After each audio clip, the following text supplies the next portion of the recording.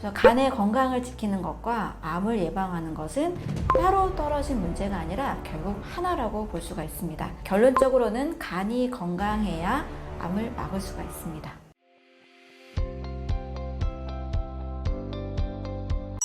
요즘 현대인의 간이 위험한 이유는 무엇인가요? 현대인의 간이 사실 너무 많이 바쁘죠. 늘 과로 상태에 시달리고 있습니다. 왜냐하면 매일 들어오는 독소의 양이 간이 처리할 수 있는 그 양의 능력을 넘어서기 때문입니다. 현대인들 보면 술, 담배 많이 하시기도 하고, 또 식품 첨가물이 들어있는 가공식품 많이 드시죠. 또 약물도 많이 섭취하기도 합니다. 또 중금속에 오염되어 있는 분들이 거의 대부분 많습니다. 중금속 검사를 하면 수은이나 알루미늄이 오염되지 않은 분들을 찾기가 어려울 정도로 굉장히 많이 오염이 돼 있죠. 또 환경 호르몬도 있어서 우리가 먹는 음식들을 통해서 환경 독소가 계속 들어옵니다.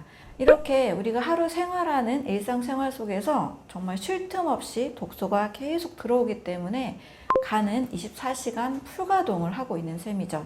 그렇기 때문에 간이 지치죠. 해독 능력도 점점 떨어집니다. 해독 능력이 떨어지니까 또 독소가 또 계속 몸에 축적이 될 수밖에 없죠. 이런 환경이 됐을 때 바로 이때부터 우리 몸은 암세포가 좋아하는 환경, 암이 살기 좋은 환경으로 바뀌게 됩니다. 그래서 간 해독력이 떨어졌다는 것은 단순히 간 하나의 문제가 아닌 거죠. 몸 전체에 독소 농도가 올라가게 되고 이 독소로 인해서 염증이 또 증가합니다.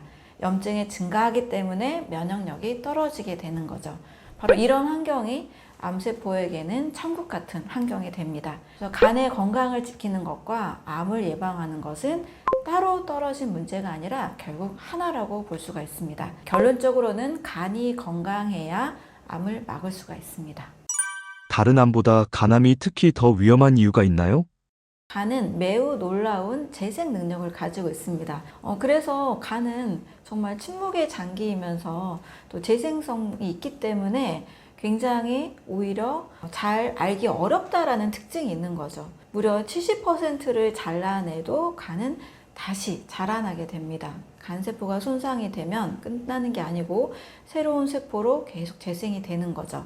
우리 몸 전체가 이런 재생 능력을 가지고 있지만 특히 간은 더 큰 재생 능력을 가지고 있는 것으로 알려져 있습니다.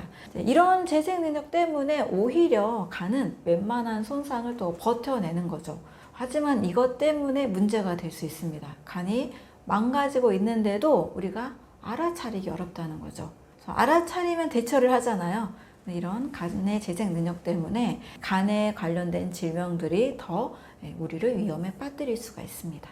간이 지치는 과정은 매우 조용하고 서서히 진행된다라는 특징을 가지고 있습니다. 처음에는 그냥 간세포에 지방이 쌓여요. 또 이 조직 사이사이에 지방이 쌓이는데 이것이 바로 이 지방간입니다. 간세포에 5% 이상의 지방이 쌓일 경우를 지방간으로 이야기를 하고 있는데요. 한국 성인들의 무려 30%가 지방간이라고 알려져 있습니다. 이것은 술 마시면 생길 것 같잖아요. 그런데 술을 안 마셔도 생깁니다. 비만이나 당뇨나 고지혈증이 있는 상태다. 이럴 경우에 또 비알코올성 지방간이 상당히 같이 나타나는 경우가 있습니다. 근데 그 이유는 바로 정제 탄수화물과 과도한 당분 섭취가 원인이 됩니다. 당분인데 이 당이 간에서는 지방으로 전환되어서 쌓이기 때문입니다. 지방간은 초기에는 증상이 없어요. 무증상인 상태인데 그냥 피곤한 정도, 소화가 좀 안 된다 정도, 또 오른쪽 윗배가 약간 묵직한 정도입니다. 그래서 많은 사람들이 크게 여기지 않죠. 그냥 대수롭게 넘어갑니다. 하지만 지방간이 있는 상태에서 간 기능은 어떻게 될까요? 간의 해독 능력이 떨어지게 됩니다. 지방으로 이 세포가 가득 차 있기 때문에 간세포가 제대로 된 기능을 하지 못하게 되죠.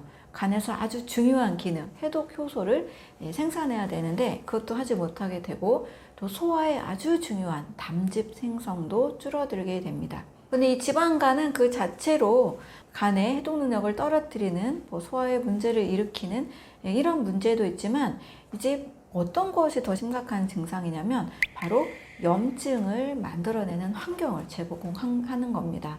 지방간을 방치하면 염증이 생깁니다. 이것이 지방 간염입니다. 지방이 쌓이면서 점점 산화가 일어나죠. 산화된 지방 하면 우리가 다 이 독소로 인식이 되잖아요.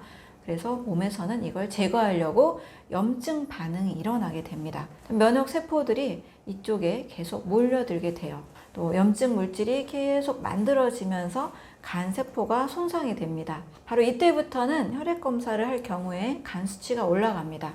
AST, ALT 같은 수치가 점점 이제 올라가게 되죠. 이것은 무슨 수치냐면 간 세포가 파괴되면 이 간에서 만들어내는 효소가 있는데요. 이 효소가 혈액으로 새어 나온다는 신호가 됩니다. 또 염증이 또 계속되면 어떻게 될까요? 이 간 세포가 점점 사멸하게 됩니다. 그 자리에 세포가 죽은 자리에서 이걸 재생하는 과정에서 생기는 흉터가 생기게 되죠. 근데 이 흉터는 정상적으로 세포 재생이 일어난 게 아니기 때문에 뭔가 좀 딱딱하고 못생긴 모습으로 생기게 됩니다. 이것이 바로 간 섬유화입니다. 섬유화라는 것은 다 딱딱해졌다는 거예요. 그리고 어떤 그 증상을 받을 때 섬유화되고 있습니다 라는 말 듣게 되는데 정상적인 말랑말랑한 조직이 아니고 굳어 있다는 뜻입니다. 마치 피부에 상처가 나면 딱지가 생기잖아요. 딱딱해지죠. 바로 간에도 그런 딱지가 생기는 것처럼 섬유화된 조직이 쌓이게 됩니다. 이 섬유화된 조직은 단단한 조직이기 때문에 말랑말랑한 간세포처럼 일을 하지 못합니다. 그냥 자리만 딱 차지하고 있습니다.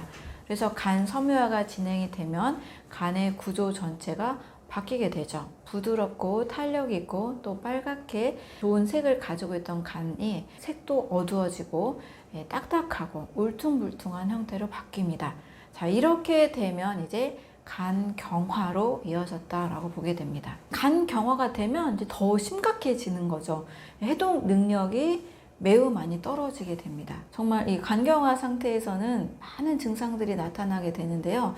정상적으로 기능하는 간세포가 얼마 남지 않았기 때문입니다. 그래서 독소도 제대로 걸러지지 못하고 혈액을 타고 온몸으로 독소가 돌게 됩니다. 암모니아 같은 독소가 돌면 어떻게 될까요? 우리 몸에 혈액을 타고 돌다가 뇌에 쌓이게 되면서 의식이 혼미해지고 쓰러지게 되는 일도 일어나게 됩니다.